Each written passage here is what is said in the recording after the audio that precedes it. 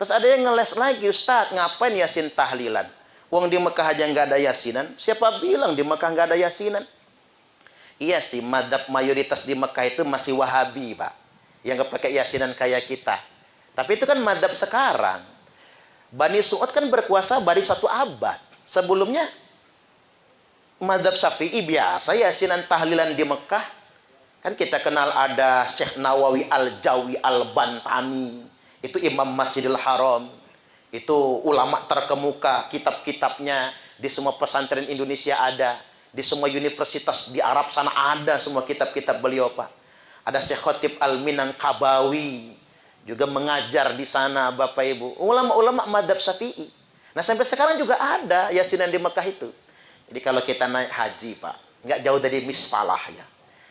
Jadi kita ke Rusaifah namanya. Rusaifah itu kompleks lah, perkampung kayak kedamaian beginilah modelnya. Jadi jalan kaki juga ke Embat itu cuma 15 menit, Bapak Ibu. Di Rusaifah.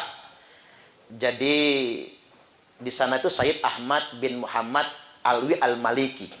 Beliau adalah keturunan Nabi. Orangnya ganteng, lemah lembut, Pak, enggak kasar. Jadi orang-orang Indonesia banyak yang mondok di sana. Tapi kalau mondok di sana 10 tahun nggak boleh pulang. Walaupun orang tua meninggal dunia. Rata-rata Bapak Ibu jadi ulama, termasuk salah satu ulama waliullah, Mbah Maimun Zubair dari Rembang itu, Pak. Beliau itu ya di sana dulunya. Jadi berguru kepada orang tua Sayyid Ahmad. Jadi kalau kita ke sana, saya ke sana itu Bapak Ibu pas giliran malam Senin, malam Selasa untuk umum dibuka. Saya pikir di sana kalau pengajian habis maghrib itu langsung buka kitab, Bapak Ibu. Ternyata tidak. Habis pada maghrib itu kita baca Yasin. Persis kayak di kita Yasinannya, Pak.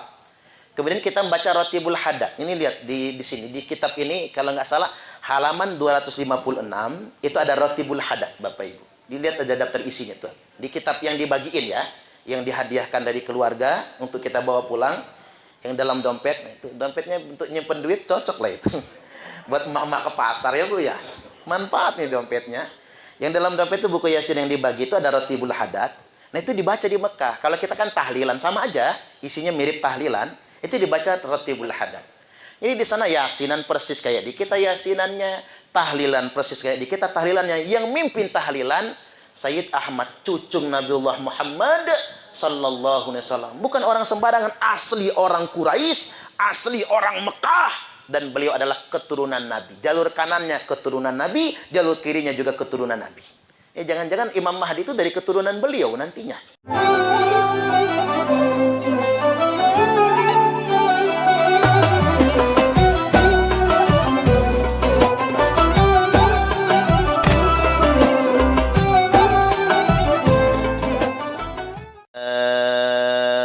Ajaluhum la yastakhiruna sa'atan wa la yastaqdimun. Asyhadu an la ilaha illallahul malikul haqqul mubin. Wa asyhadu anna Muhammadar Rasulullah sadiqul wa'dil amin. Allahumma salli wa sallim ala Sayyidina Muhammadin wa ala alihi wa sahbihi ajma'in. Amma ba'du. Yang saya hormati penyimbang adat Keratuan Balau beserta segenap orang-orang tua, sesepuh marga adat Keratuan Balau yang tidak dapat saya sebutkan karena saya tidak hafal nama-namanya. Tapi tanpa mengurangi rasa hormat saya, izinkan pada kesempatan kali ini saya hadir dan menyampaikan tausiah. Dan memang Bapak Ibu, ciri nasab yang mulia itu adalah nasab yang diketahui. Dan kita bersyukur kepada tetua-tetua adat kita bahwasanya sanad dan nasab Keratuan Balau tetap terjaga hingga saat ini. Bagi sebagian orang keturunan tidak penting, tetapi Al-Quran menyebutkan betapa Nabi Ibrahim alaihi salam berdoa, doa agar nasab itu senantiasa terjaga dan dihafal oleh anak cucunya. Sampai doa ini Allah cantumkan di dalam Al-Quran. Rabbi habli hukman wa alhiqni bis salihin waj'al li lisana sidqin fil akhirin. Wahai Rabbku, berikan aku ilmu yang disertai kebijaksanaan dan ikatkanlah aku beserta seluruh anak keturunanku. Nabi Ibrahim ingin nasabnya selalu dikenang, nasabnya selalu disebut, dan didoakan nasab keturunannya sebagai orang baik semua, orang solih semua. Dan jadikanlah aku, kata Nabi Ibrahim, sebagai buah tutur kata yang baik, yang disebut-sebut, yang dikenang-kenang oleh generasi di kemudian hari. Tidak ada lain, tiada bukan yang bisa mengenangnya, yang bisa menyebut-nyebut kebaikannya, kecuali dengan menjaga keturunan, menjaga nasab. Dan ini sudah berhasil di Keratuan Balau. Mudah-mudahan nasab keturunan Keratuan Balau semakin dimuliakan oleh Allah Subhanahu wa taala. Menjadi putra-putri terbaik baik di Provinsi Lampung maupun Indonesia pada umumnya. Selanjutnya yang saya hormati, Ustadz kita yang memimpin silsilah Yasin dan Tahlil, lupa namanya Ustadz, cuman keringetan ya sampai capeknya ya, luar biasa. Para kiai, para asatidz yang hadir pada kesempatan malam ini, bapak-bapak dan ibu-ibu, baik dari lingkungan keluarga besar, para tetangga, karib kerabat dan handai tolan, khususnya yang sedang berduka cita, yakni Ibu Hajjah Kartini Abu Bakar beserta putra dan putri beliau, anak cucu beliau yang sedang berduka cita. Kami yang hadir di sini turut berduka cita atas wafatnya orang tua kita, ayahanda kita, Bapak Dr. Andes Haji Abdul Khalid Ismail Balau bin Haji Ismail Balau. Semoga beliau diampuni segala dosa-dosanya, dihapuskan segala kesalahannya, dilipat gandakan pahala amal kebaikannya, saat ini diluaskan di kuburnya, dan di akhiratnya nanti dimasukkan ke dalam surganya Allah, kekal abadi selama-lamanya. Allahumma amin. Ini momen keberapa ini Pak? 40 hari ya. Jadi kita malam ini mendoakan beliau. Doa kita ini doa yang lebih dekat dikabulkan oleh Allah Ta'ala. Dikarenakan ada sabda Nabi, la yajtami'u mal'un fayad'u ba'duhum yu'amminu ba'duhum illastajaballahu du'aahum. Tidaklah berkumpul orang-orang muslim, yang mereka berkumpul itu ada yang berdoa di antara mereka lalu mengaminkan yang lainnya, kecuali pasti doa mereka akan dikabulkan oleh Allah Subhanahu wa taala. Jadi doa dalam majelis ini, doa bersama ini lebih dekat untuk dikabulkan. Walaupun secara sendiri kita juga diperintahkan untuk mendoakan. Nah, terkait dengan ini perlu saya klarifikasi tegaskan, karena belakangan juga di Bandar Lampung ini banyak aliran yang nganggap doa begini ini nggak nyampe, malah bid'ah Bapak Ibu. Jadi ini perlu diluruskan, takut anak-anak kita terpapar. Karena orang-orang yang sudah terpapar berpikir begitu susah kita luruskan, karena nggak mau mendengar ceramah lagi. Termasuk besekan ini diharamkan semua bagi dia. Jadi ini memang penting untuk diluruskan agar anak keturunan kita enggak terjebak aliran sedemikian rupa. Nah, yang pertama kita mengacu kepada hadis yang diriwayatkan dari Umar bin Khattab radhiyallahu an. Beliau berkata, Nabi sallallahu alaihi wasallam bersabda, ad-du'a'u was-shadaqatu hadiyah ilal mauta. Doa dan sedekah adalah hadiah terbaik buat orang mati. Tradisi zaman sekarang kan kalau ada yang meninggal pakai papan bunga. Bunga papan itu ngaruh cuman buat pandangan mata orang hidup, tapi nggak ngaruh buat orang yang mati. Termasuk kita ngijing. Ngijing itu ngaruh buat pandangan yang hidup, nggak ngaruh buat yang mati. Walaupun boleh Pak ngijing, karena makam Nabi aja dikijing, di tembok.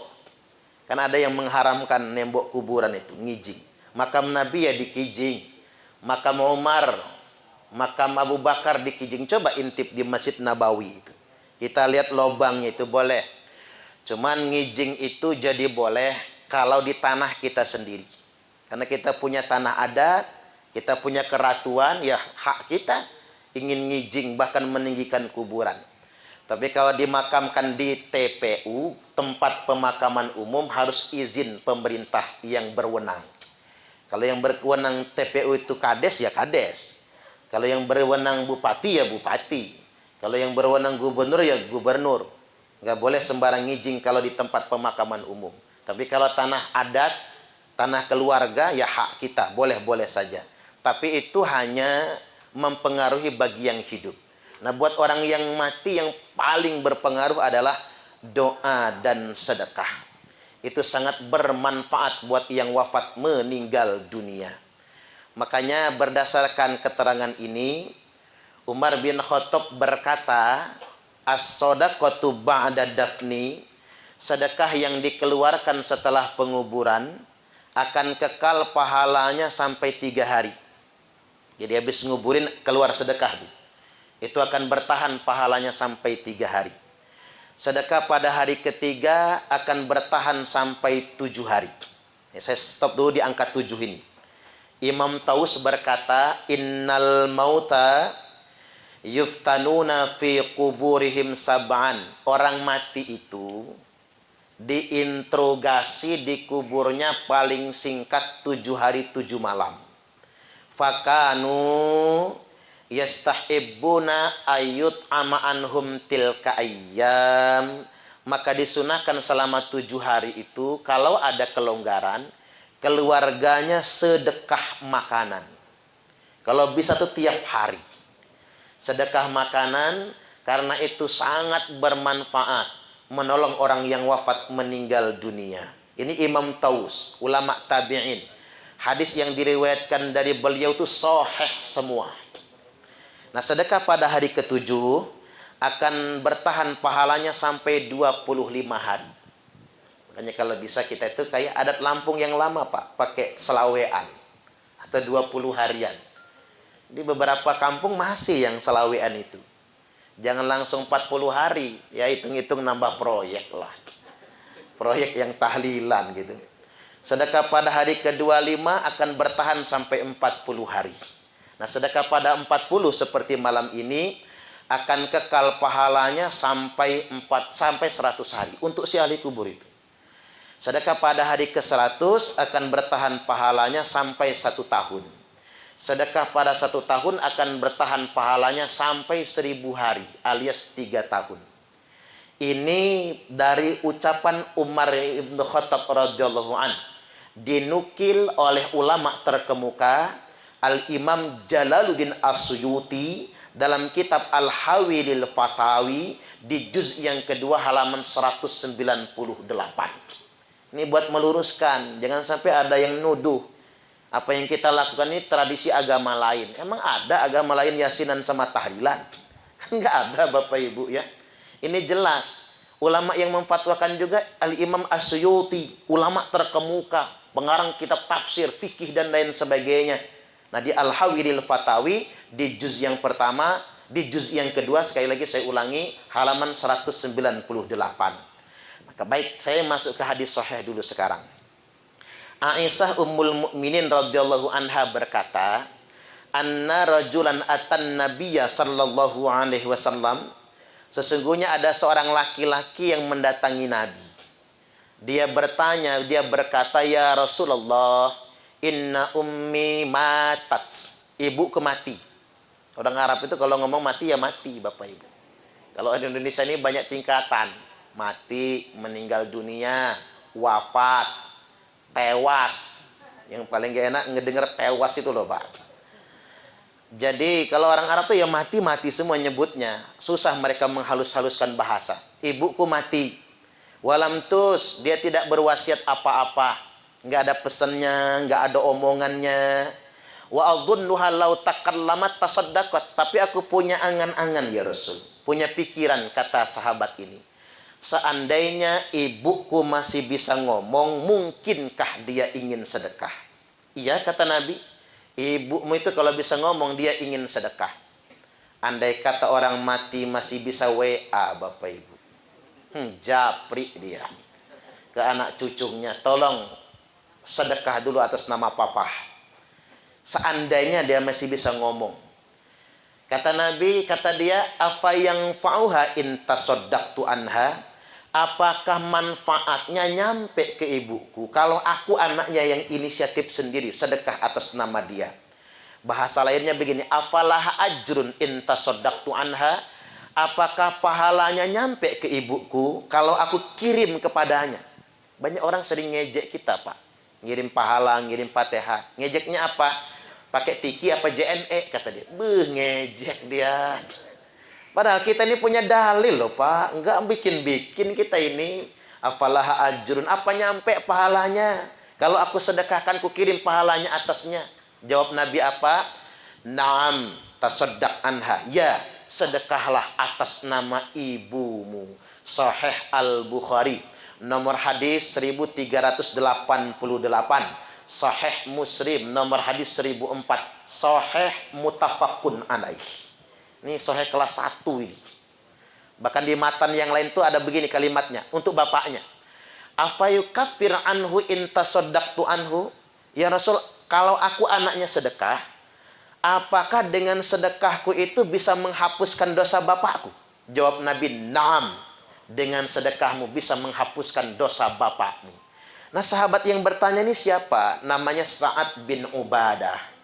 Lalu dia bertanya lagi sama Nabi, ayu sodakoti afdol ya Rasul. Lalu apa sedekah yang utama? Saqyul ma, bagikanlah air minum. Makanya enggak ketang air minum, hidangkan. Enggak kebeli air mineral, apa nih? SDI apa ini ya? SDL ya. Enggak kebeli air mineral, Pak. Air sumur. Dia rebus tapi bagus kalau tambahin yang hitam-hitam itu nah.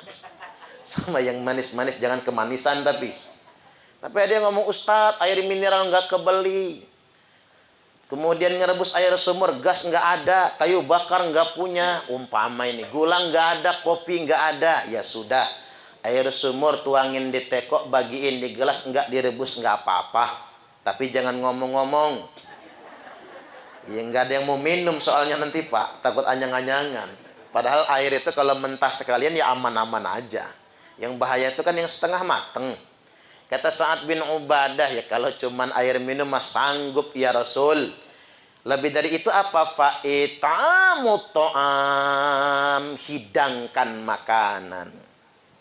Ya kita kan ngidang aslinya adat Lampung Pak. Cuman karena praktis sekarang ikut orang Jawa lah kita ya. Makanya pakai besek kan gitu. Terus ini zaman pandemi juga kan. Apa-apa bagusnya packing. Kalau di zaman Nabi itu yang ngidang. Ja'far meninggal, istrinya nyembelih kambing. Nah ini yang sering diharam-haramkan orang itu. Haram. Masa pestaan. Mereka tuduh kita pestaan.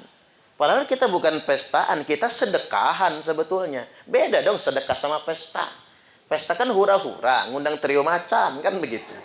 Nah kita kan bukan ngundang trio macan. Kita ini sengaja berdoa dan bersedekah. Dan kalau haram sembelihan itu, Nabi sudah marah sama istrinya Ja'far.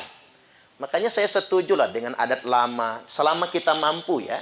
Selama anak keturunan yang ditinggalkan ini mampu, nggak apa-apa. Nyembelih kebo, nyembelih sapi. Wong Nabi yang lakukan, Pak. Disebutkan dari Aisyah Ummul Mukminin, kana Nabi sallallahu alaihi wasallam idza dzabaha syata fayaqul fa arsilu biha ila asdiqai Khadijah. Nabi nyembelih kambing gede banget. Lalu Nabi bersabda, bagikan daging-daging kambing ini, sedekahkan masakannya untuk tetangga kerabat atas Khadijah yang sudah wafat meninggal dunia. Jadi budaya Lampung, sembelihan kambing, kebo, sapi, untuk orang tua yang wafat meninggal dunia, itu dilakukan oleh Nabi sendiri. Atas siapa? Istri beliau, Khadijah radhiyallahu anha. Hadis ini hadis sahih, tercantum dalam kitab Sahih Muslim, nomor hadis 4464. Lalu diharam-haramkan orang, dibid'ah-bid'ahkan orang. Nah, yang nggak boleh itu begini, kata Imam Syafi'i, maksa. Gara-gara besekan nyembelih sapi kebo, rumah kegade, kebun kerentenir. Nah, itu yang nggak boleh. Kalau kata orang tua itu apa, besar pasak daripada tiang. Kalau kata orang Jaseng, biar tekor asal kesohor. Kalau kata orang Palembang, Bapak Ibu, kue putu buatan Cek Gaya, awak buntu banyak gaya. Jangan. Kita nggak boleh kayak gitu. Kalau nggak mampu ya jangan. Bahkan kalau nggak mampu tuh sudah, air minum jadilah. Walaupun ada yang ngacung, Ustadz, kalau cuma air minum yang takziah dikit datangnya, berarti nggak ikhlas. Ketahuan kan kalau nggak ikhlas. Kita yang ikhlas-ikhlas saja, jangan sekilit Bapak Ibu. Kalau yang mati orang kaya, rame yang datang. Tiba yang mati orang melarat, sepi-sepian. Wayah hujan begini nggak ada yang datang malahan. Cari-carian siapa yang mimpin Yasin, mimpin tahlil. Termasuk yang mimpin Yasin jadi nggak ikhlas jadinya. Takut angpaunya kurang. Allahu Akbar. Jadi kita, keikhlasan itu penting. Makanya kita ini doa bersama ini lebih dekat dikabulkan. Karena kita nggak tahu Bapak Ibu, dari lisan yang mana doa diijabah. Belum tentu loh dari ustadz, belum tentu dari kiai. Boleh jadi ada di antara kita nih yang ikhlas, yang datang ke sini. Terus ada wasilah sebelum datang ke sini, temu batu di tengah jalan. Lalu dia singkirkan. Dia berhenti sebentar, dia singkirkan batu di pinggir jalan. Itu doanya paling makbul. Doa orang yang habis berbuat kebaikan yang luar biasa seperti itu mendekati doanya para wali, lebih dekat untuk dikabulkan. Sederhana saja, ke sini mampir ke toilet pom bensin, umpama. Pas mampir ke pom bensin, pas masuk toilet ada bongkahan emas. Ya kalau emas beneran nggak apa-apa sih. Ada bongkahan emas, tapi dia siram dengan ikhlas. Nggak apa-apa walaupun bukan bekas gua, kata dia. Disiram dengan ikhlas, dia bersihkan itu, dia lalu datang ke sini. Doa dia lebih dekat dikabulkan oleh Allah Subhanahu wa taala. Jadi kebaikan itu bukan yang wah betul harus haji 17 kali, tidak. Jadi kebaikan itu tergantung momentumnya.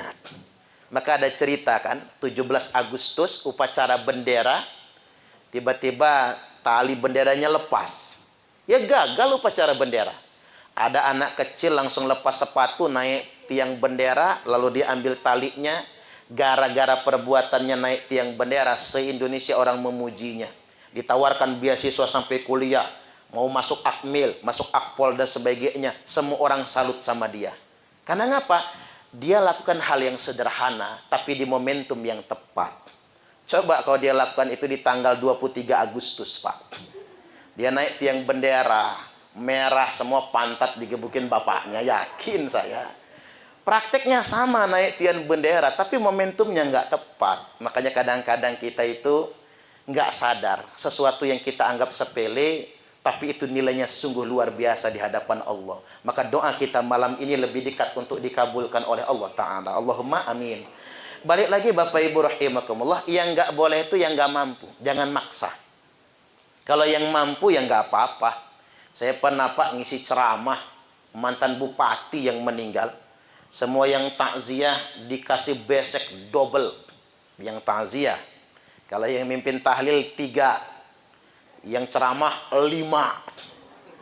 Kemudian dikasih majmu' sarif ini. Luar biasa, ini kan mahal ini cetakannya. Kasih Majmu' Sarif ya. Kemudian bapak-bapaknya dikasih sajadah sama sarung, ibu-ibunya dikasih telekung sama kerudung. Begitu antri pulang Pak, semua yang datang diamplopin. Saya langsung ngebatin, yang takziah saja diamplopin, apalagi saya yang ceramah ini. Jadi buka kartu gitu ya Pak ya. Ya juga karena dia mampu, orang kaya, mantan bupati, dan belum pernah ditangkap KPK. Jadi aman-aman aja itu. Dan ingin sedekah silahkan. Jadi dan sekarang bagi orang yang nggak mampu pun enak Bapak Ibu, ada antisipasinya. Kita punya tradisi yang bagus betul, rukun kematian. Zaman Nabi itu nggak ada rukun kematian. Zaman sekarang ada rukun kematian. Ini indah, gotong royong. Makanya kita itu kalau ditarik iuran rukun kematian nyetor ge. Ya gunanya kan antisipasi kalau yang musibah nggak mampu. Ini mah yang tugas sudah capek keliling, bukannya nyetor malah marah. Saya ini nyetor terus tapi nggak pernah dapat giliran. Ya minta sama Allah, nanti Israel tinggal eksekusi, gampang itu mah. Silahkan. Terus ada lagi budaya sumbangan. Cara ubah saya di kampung waktu meninggal, Bapak Ibu pakai baskom, isinya beras, mie kuning, nenteng ayam kampung. Di kampung saya nggak level ayam potong, Pak, nggak mau makan orang, takut gatal-gatal katanya. Maka pakai ayam kampung, sekandang penuh ayam kampung.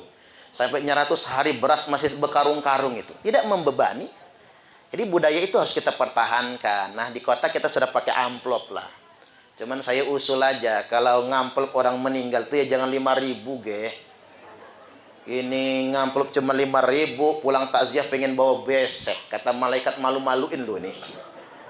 Ya jangan sampai sedemikian rupa. Ini kan bukan orang senang-senang, orang sedang takziah, orang sedang menghibur, sedang dalam keadaan kena musibah. Jadi balik lagi saya luruskan Bapak Ibu, apa yang kita lakukan ini tidak haram, hukumnya sunnah. Dan bersedekah ini hukumnya sunnah, dan kalau kita ingin lakukan silahkan. Yang nggak mau melakukan ya nggak apa-apa.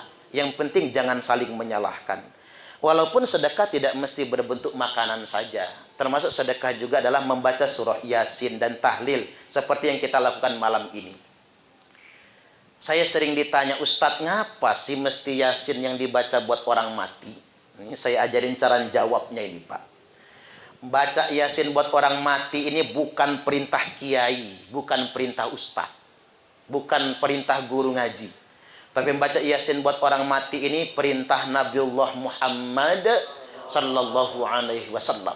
Karena kalau orang ngebantah, dia ngebantah Nabi berarti. Kalau orang mengharamkan, dia mengharamkan Nabi.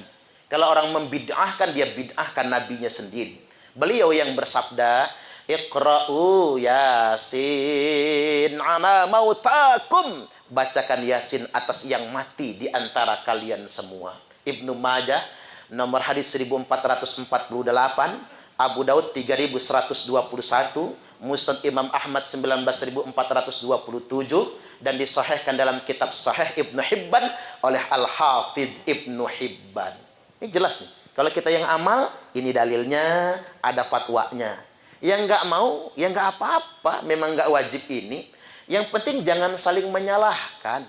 Lana a'maluna walakum a'malukum. Buat kami dong amal kami. Buat kalian amal kalian masing-masing saja. Ibarat orang bertetangga, jangan ngurusin rumah tangga orang. Jangan ngopeni, ngusilin rumah tangga orang. Urusi rumah tangga kita sendiri. Betul nggak kira-kira? Makanya ada pepatah orang pasaran, laki-laki yang rajin mencium istrinya relatif lebih panjang umur dibandingkan dengan laki-laki yang mencium istri tetangganya. Setuju nggak Bu? Bacok orang kita jangan macam-macam Pak. Pendek umur kalau yang gitu modelnya.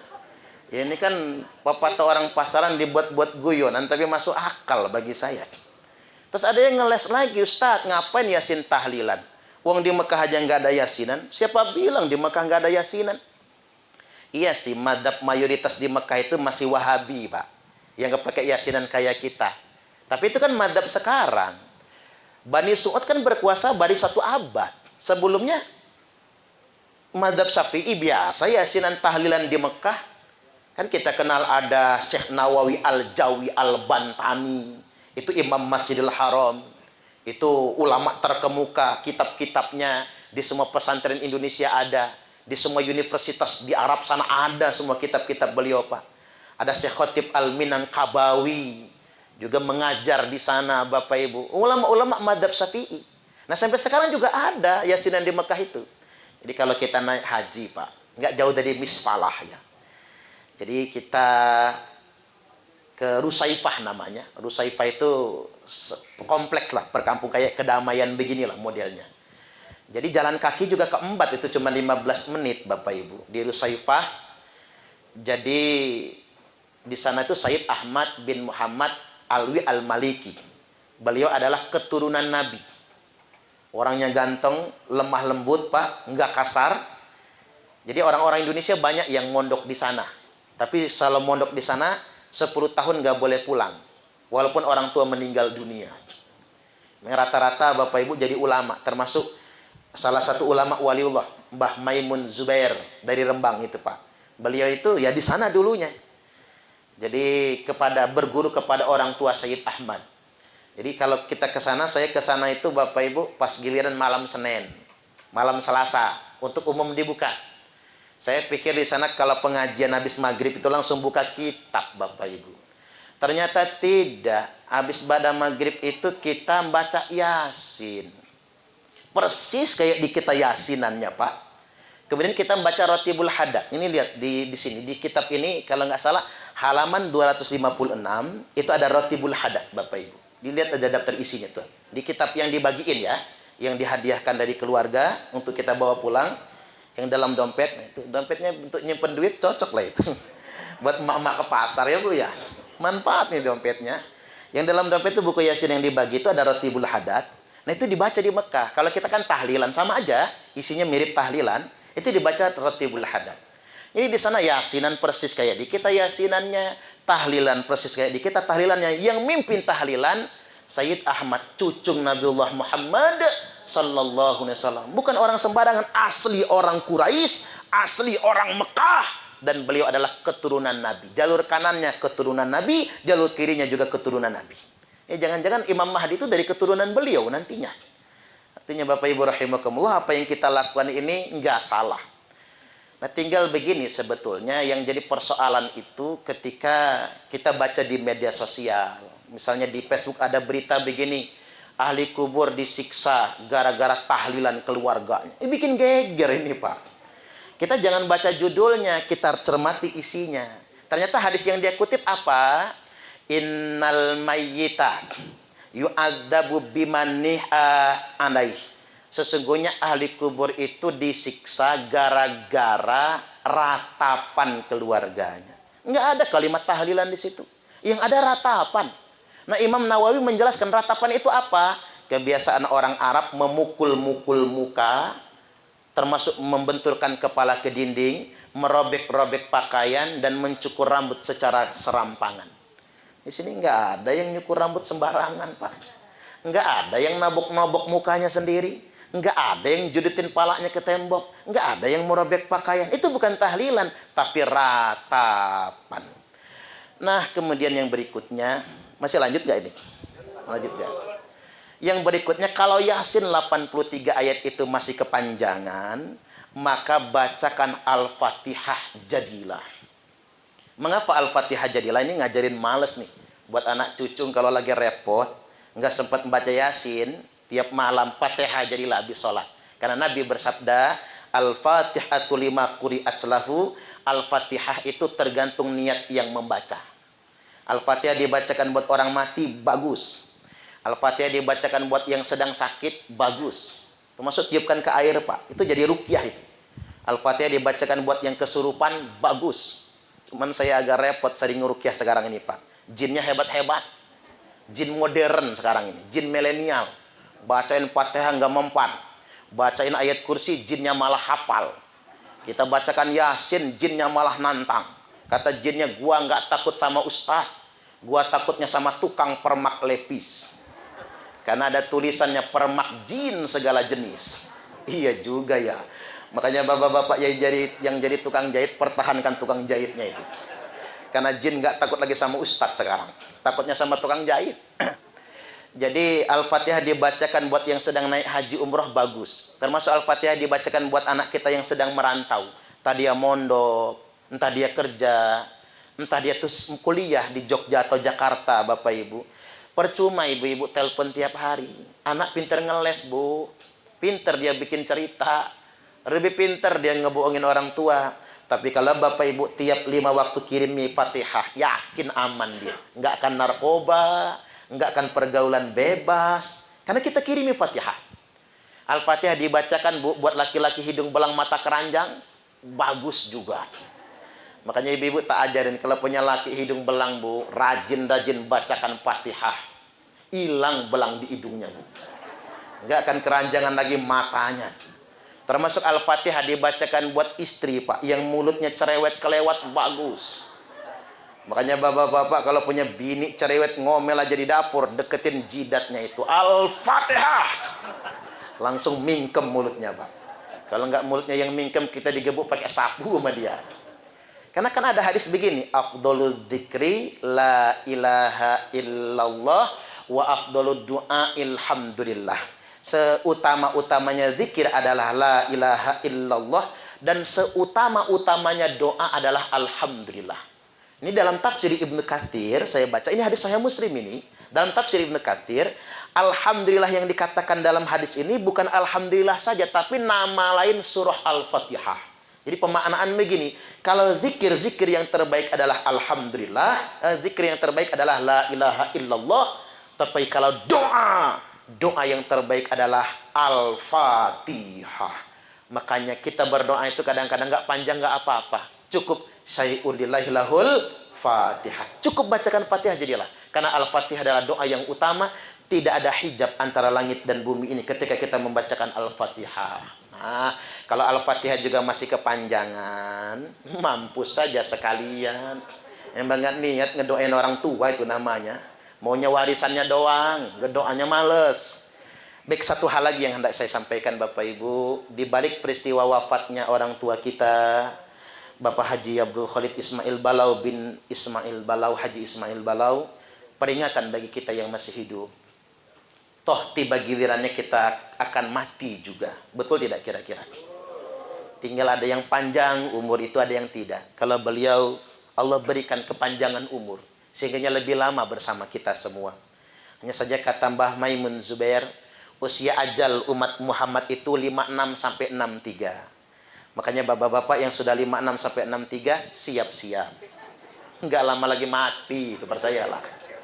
Tapi kalau sudah 63 kelewat sampai 70 malah enak, kelewat, aman. Panjang sekalian, Pak. Kalau sudah nyampe 63 lewat, 65 ke atas 70 enak itu, tinggal sehat-sehat badan aja. Ya 60, 70, 80, 90 penyakitan juga nggak enak Bapak Ibu. Tinggal sehat-sehatin badan. Tapi usia rentan tuh 56 sampai 63. Itu rata-rata kematian umat Muhammad. Dan mati itu ada tanda-tandanya, Pak. Tanda-tandanya yang paling sederhana diajarin uak saya itu telapak kaki melengkung. Kalau telapak kaki sudah melengkung itu paling lama umurnya 3 hari mati. Coba periksa telapak kaki masing-masing. Ya buat nyirenin lah.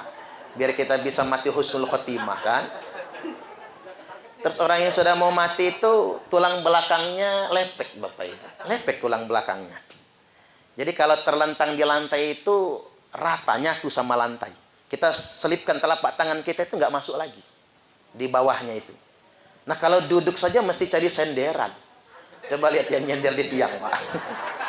Kalau sudah miring sangat ya. Bagus ini, rumah adat kita nggak banyak dindingnya. Kalau nggak nyender semua lah bapak-bapak tuh. Kalau sudah nyender itu yang susah. Ngedengerin ceramahnya khusyuk. Saking khusyuknya palanya nunduk, matanya mejem, mulutnya ngences.